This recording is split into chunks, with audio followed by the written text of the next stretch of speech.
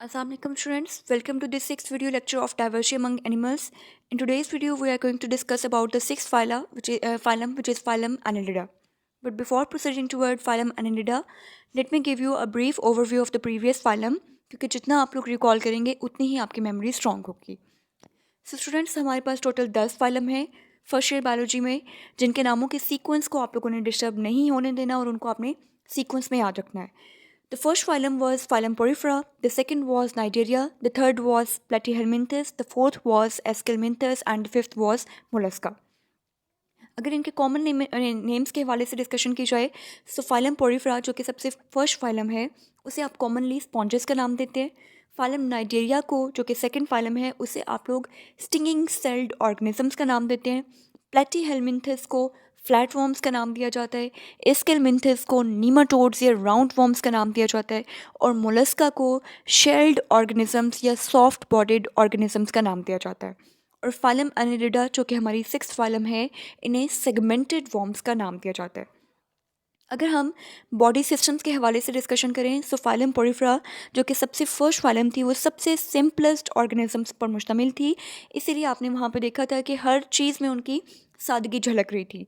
वो ऑर्गेनिजम्स, उनमें कोई टिश्यूज़ नहीं प्रेजेंट होते, उन ऑर्गेनिजम्स में कोई टिश लेवल ऑर्गेनाइजेशन नहीं थी, कोई ऑर्गन्स नहीं थे, कोई ऑर्गन सिस्टम्स नहीं थे. और बॉडी सिस्टम्स में उनके पास सिर्फ और सिर्फ एक बॉडी सिस्टम था जो कि डाइजेस्टिव सिस्टम था. फर्स्ट फाइलम थी और एक ही डाइजेस्टिव सिस्टम था डाइजेस्टिव सिस्टम. सेकेंड फाइलम जो कि फाइलम नाइजेरिया थी, जिन्हें स्टिंगिंग सेल्ड ऑर्गेनिजम्स का नाम दिया गया था, वो सेकेंड फाइलम है और उसमें दो बॉडी सिस्टम्स पाए जाते हैं, digestive system and nervous system. और उन ऑर्गेनिजम्स के बारे में हमने एक ख़ास पॉइंट डिस्कस किया था कि ये वो ऑर्गेनिजम्स हैं जो कि डिप्लोब्लास्टिक हैं. वाहिद फाइलम थी जो कि डिप्लोब्लास्टिक और रेडियल सिमेट्री वाले ऑर्गेनिजम्स पर मुश्तमिल थी. The third phylum was phylum platyhelminthes, जिन्हें हमने कॉमनली फ्लैट वॉर्म्स का नाम दिया था.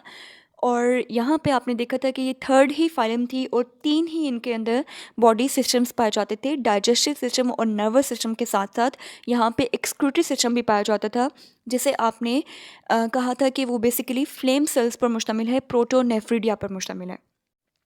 फोर्थ फाइलम थी हमारी फाइलम एस्केलमिंथस, जिन्हें नीमाटोड्स या राउंड वॉर्म्स का नाम दिया गया था. ये फोर्थ फाइलम थी, लेकिन अनफॉर्चुनेटली यहाँ पे भी थ्री बॉडी सिस्टम्स ही पाए जाते थे, सेम जिस तरह से प्लेटीहेलमिंथस में पाए जाते थे. इसमें आपके पास डाइजेस्टिव सिस्टम, एक्सक्रीटरी सिस्टम और नर्वस सिस्टम पाया जाता था. लेकिन प्लेटीहेलमिंथस में और एस्केलमिंथस में डिफरेंस ये था कि प्लेटीहेलमिंथस गैस्ट्रोवेस्कुलर डाइजेस्टिव सिस्टम पर मुश्तमिल थी. उनमें सिर्फ एक ओपनिंग थी जो एज अ माउथ और एज एन एनस बिहेव करी थी, जबकि आपके एस्केलमिंथस में digestive system tube like nature का था और इसमें आपके पास दो ओपनिंग्स थी, माउथ और एनस की सेपरेट ओपनिंग्स यहाँ पे डेवलप हो चुकी थी. फिफ्थ फाइलम हमने फाइलम मोलस्का के हवाले से डिस्कस की थी. फाइलम मोलस्का, जिन्हें सॉफ्ट बॉडीड ऑर्गेनिजम्स भी कहा जाता है क्योंकि वो बहुत सॉफ्ट हैं, इसलिए उनमें शेल पाया जाता है जो कि उनको प्रोटेक्शन प्रोवाइड करता है. और मोलस्का में आपने देखा था कि ये फिफ्थ फाइलम थी और इसमें पांचों मेजर बॉडी सिस्टम्स प्रेजेंट थे. इनमें digestive system, excretory system, nervous system, respiratory system और ट्रांसपोर्ट सिस्टम प्रेजेंट था. आज हम लोग बात करेंगे फाइलम एनिलिडा के हवाले से. स्टूडेंट्स, आप लोग ऑलरेडी यहाँ पे देख चुके हैं कि ये क्योंकि कदरे एडवांस ऑर्गेनिजम्स हैं, छठे नंबर पर ये फाइलम है, तो डेफिनेटली आपको एक चीज़ तो अंडरस्टूड है कि इनके अंदर तमाम बॉडी सिस्टम्स प्रेजेंट होंगे. ठीक है, तो कोई भी चीज़ हम यहाँ पे एब्सेंट नहीं करेंगे. फाइलम एनिलिडा जो कि सेगमेंटेड वॉर्म्स भी कहलाते हैं, ये क्योंकि वॉर्म्स से बच्चों, तो वॉर्म्स आपको पता है उनके हवाले से हमेशा हमारा फर्स्ट पॉइंट यही होता है कि हम ये डिस्कस करते हैं कि ये फ्री लिविंग है या फिर पैरासिटिक है. सो वॉर्म्स, फाइलम एनिलिडा के अंदर जितने भी वॉर्म्स हैं वो फ्री लिविंग भी हो सकते हैं और वो एक्टो पैरासिटिक भी हो सकते हैं. फ्री लिविंग में आपके पास अर्थ फॉर्म की एग्जाम्पल आ जाती है एंड एक्टो पैरासिटिक में आपके पास लीच की एग्जाम्पल आ जाती है. स्टूडेंट्स, ये दोनों ऑर्गेनिजम्स आपको नाम काफ़ी डिफरेंट लग रहे होंगे, लेकिन आप लोग इनको ऑलरेडी अपनी लाइफ में देख चुके हैं. अर्थवॉर्म वो ऑर्गेनिज़म है जो कि नॉर्मली हमें बारिश के मौसम में, बरसात के मौसम में ज़मीन पर जो है वो क्रीपिंग करता हुआ नज़र आता है. और इसी तरह से लीच जो है, जिसे हम लोग जोंक का नाम देते हैं, ये भी आपके पास खून जो है वो चूसने के लिए कदीम मेडिसिन में इस्तेमाल किया जाता था. जब हमारी मेडिसिन का शोबा बहुत ज़्यादा तरक्की याफ्ता नहीं था, तो लीच को लोग खून चूसने के लिए आपके माउथ पे, आपके फेस पे या कहीं पे भी अगर आपको पिंपल्स वगैरह निकल आए तो वहाँ पे इसको अटैच करते थे ताकि ये आपका एक्स्ट्रा जो डर्टी ब्लड है उसको सक कर लें। सो फाइलम एनिलिडा वर्म्स पर मुश्तमिल है। सो सबसे पहला पॉइंट हमने डिस्कस कर लिया कि ये आपके पास फ्री लिविंग या एक्टो पैरासिटिक वर्म्स पर मुश्तमिल है। हैबिटेट के हवाले से अगर डिस्कशन करें तो आपको पता है कि जितने भी एडवांस एनिमल हैं वो हर तरह के एनवायरनमेंट में सर्वाइव कर सकते हैं। तो यहाँ पे भी ये सॉयल, मरीन और फ्रेश वाटर यानी कि हर तरह के एनवायरनमेंट में ये पाए जाते हैं। स्टूडेंट्स, थर्ड पॉइंट जो है ट्रिप्लोब्लास्टिक एंड सिलोमेट, ये आपको पता है कि ये एक कॉमन पॉइंट है जो कि फाइलम नाइजेरिया को छोड़कर बाकी तमाम फाइलम्स में आप इस पॉइंट को लिख सकते हैं। फाइलम नाइजेरिया वाहिद फाइलम थी जो कि डिप्लोब्लास्टिक एनिमल्स पर मुश्तमिल थी। उससे आगे जितने भी आपकी फाइलम है वो ट्रिप्लोब्लास्टिक और सिलोमेट एनिमल्स पर मुश्तमिल है। Triploblastic mean having 3 germ layers, ectoderm, mesoderm and endoderm. और एनालिडा आपके पास सीलोमेट एनिमल्स हैं। प्लेटीहेलमिंथस केस में हमने पढ़ा था कि वो ए सीलोमेट है, एस्केलमिंथस में हमने पढ़ा कि वो सूडो सीलोमेट थे, और आज हम लोग देख रहे हैं कि एनालिडा सीलोमेट एनिमल्स हैं। यहाँ पे जो इनकी बॉडी कैविटी जो सीलोम है वो छोटे छोटे कंपार्टमेंट्स में, छोटे छोटे पोर्शंस में डिवाइडेड है। अब स्टूडेंट्स, जो सीलोम होती है, जो बॉडी कैविटी होती है, वो बेसिकली खाली नहीं होती बल्कि उसके अंदर एक फ्लूइड भी भरा हुआ होता है जिसे आप सीलोमिक फ्लूइड का नाम देते हैं।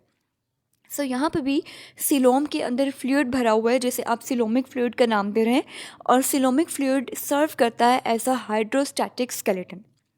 स्टूडेंट्स, स्केलेटन आपके पास 3 तरह के होते हैं: exoskeleton, endoskeleton and hydrostatic skeleton.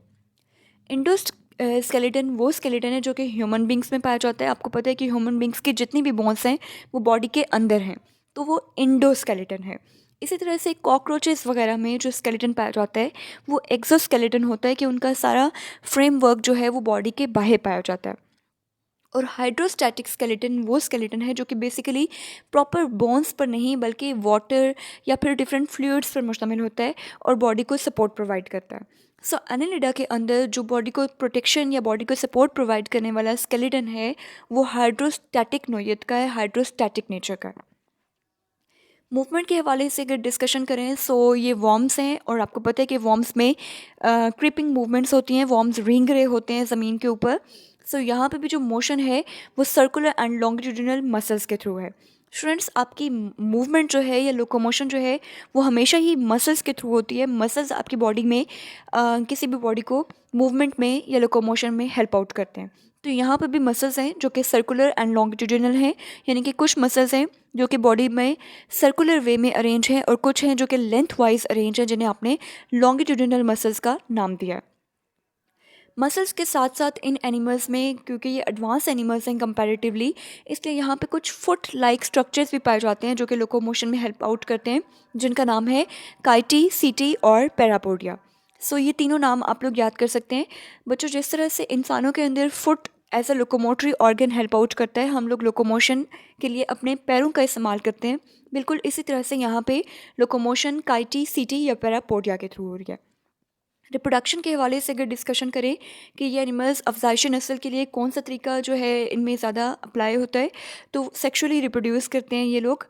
और नेक्स्ट अगर हम लोग इनकी बात करें कि ये एनिमल्स हर्मैफ्रोडाइट हैं या सेपरेट है, तो बच्चों कुछ एनिमल्स यहाँ पे हर्मैफ्रोडाइट है और कुछ जो हैं वो सेपरेट है, यानी कि इन एनिमल्स में दोनों तरह की पॉसिबिलिटीज़ हो सकती हैं। एक ही एनिमल एज अ मेल और फीमेल भी बिहेव कर सकता है, और 2 डिफरेंट एनिमल्स भी हो सकते हैं जो कि एज अ मेल और एज अ फीमेल बिहेव करें। वो एनिमल जो एक ही एनिमल एज अ मेल और फीमेल बिहेव कर रहा हो, ऐसे एनिमल को आप हर्मैफ्रोडाइट का नाम देते हैं। अर्थवॉर्म जो एनिमल है बच्चों, अर्थवॉर्म के अंदर एक ही एनिमल के अंदर मेल बॉडी पार्ट्स भी पाए जाते हैं और फीमेल बॉडी पार्ट्स भी पाए जाते हैं, जिसका फ़ायदा क्या होता है कि वो खुद ही एग प्रोड्यूस करते हैं और ख़ुद ही स्पर्म प्रोड्यूस करते हैं और फर्टिलाइज करके न्यू ऑफस्प्रिंग्स को बर्थ दे सकते हैं। जबकि कुछ एनिमल्स हैं यहाँ पे जो कि सेपरेट है, यानी कि उनमें मेल बिल्कुल सेपरेट है और फीमेल एनिमल बिल्कुल सेपरेट है, जैसे कि नरीस की एग्जांपल आपको दी गई है। लार्वी को यहाँ पे भी आप लोग ट्रोकोफोर का नाम देते हैं। बच्चों, लार्वी हम लोगों ने मोलस्का के केस में भी पढ़ा था, मोलस्का के लार्वी को भी आपने ट्रोकोफोर का नाम दिया था, और यहाँ पे भी ये कॉमन पॉइंट है कि एनालिडा के लार्वी को भी आप ट्रोकोफोर का नाम देते हैं। लार्वी इसके अलावा अभी तक हमने किसी और फाइलम में नहीं पढ़ा except mollusca and annelida. Body systems के हवाले से अगर डिस्कशन करें तो एक चीज़ तो ऑलरेडी अंडरस्टूड है कि तमाम बॉडी सिस्टम्स यहाँ पे प्रेजेंट होंगे, एब्सेंट आप लोग किसी चीज़ को भी नहीं करेंगे। और जो डाइजेस्टिव सिस्टम है वो ऑब्वियसली यहाँ पे कंप्लीट होगा, यानी कि यहाँ पे माउथ और एनस सेपरेटली डेवलप कर चुके होंगे। बच्चों बहुत सिंपल एनिमल्स जो हैं उनमें एक ही ओपनिंग होती है जो कि माउथ के तौर पर और एनस के तौर पर बिहेव करती है। उसी के थ्रू फूड का इंटेक भी होता है और उसी के थ्रू वो वेस्ट मटेरियल भी अपनी बॉडी से रिमूव करते हैं। इस तरह के डाइजेस्टिव सिस्टम को गैस्ट्रोवेस्कुलर डाइजेस्टिव सिस्टम कहा जाता है। जबकि यहाँ पर जो डाइजेस्टिव सिस्टम है वो प्रॉपरली वेल डेवलप्ड है, जिसमें माउथ सेपरेट है और एनस सेपरेट है। और यहाँ पे बच्चों माउथ जो है it is surrounded by prostomium. Prostomium एक स्ट्रक्चर है जो कि माउथ के सराउंडिंग में यहाँ पे पाया जाता है। ट्रांसपोर्ट सिस्टम के हवाले से अगर डिस्कशन करें तो ट्रांसपोर्ट सिस्टम में भी ये पहले एनिमल्स हैं जिनके अंदर क्लोज्ड सर्कुलेटरी सिस्टम डेवलप हो चुका है, यानी कि इनके अंदर प्रॉपरली आपको ब्लड वेसल्स, प्रॉपरली ब्लड और प्रॉपरली हार्ट नज़र आएगा। सो ये भी आपको यहाँ पे नज़र आ रहा है कि ये एनिमल्स काफ़ी एडवांस हैं। एक्सक्रीटरी सिस्टम के हवाले से अगर डिस्कशन करें so excretory system again consist of nephridia. आप लोगों को पता है कि हमने प्लेटीहेलमिन्थस के केस में और एस्केलमिन्थस के केस में प्रोटोनेफ्रिडिया को डिस्कस किया था और मोलस्का में हमने मेटानेफ्रिडिया स्टडी किए थे। यहाँ पे भी बच्चों एक्सक्रीशन के लिए नेफ्रिडिया स्ट्रक्चर्स जो है वो मौजूद हैं जो कि सिलिएटेड ऑर्गन्स हैं और हर बॉडी सेगमेंट में पाए जाते हैं। इन एनिमल्स की जो बॉडी जो कि सेगमेंट्स पर मुश्तमिल है, हर सेगमेंट में आपके पास नेफ्रिडिया प्रेजेंट है। नर्वस सिस्टम के हवाले से भी आप सिंपली ये कहेंगे कि यहाँ पे nervous system, central nervous system present है। बाकी एक्स्ट्रा डिटेल्स आपको एज सच देने की ज़रूरत नहीं है। आप लोगों ने सिंपली देखना है कि ये एडवांस एनिमल्स हैं तो आपने नर्वस सिस्टम को और सेंट्रल नर्वस सिस्टम को यहाँ पे प्रेजेंट कर दिया।